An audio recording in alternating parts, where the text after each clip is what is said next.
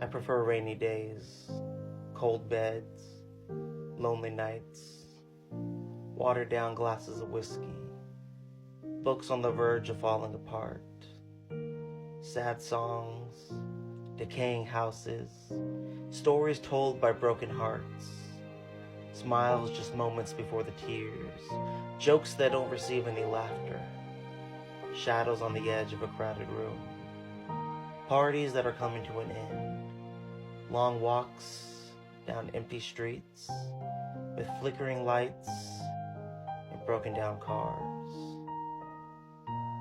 unintelligible words scribbled into notebooks that nobody will ever read, souls on the precipice of collapse and happiness.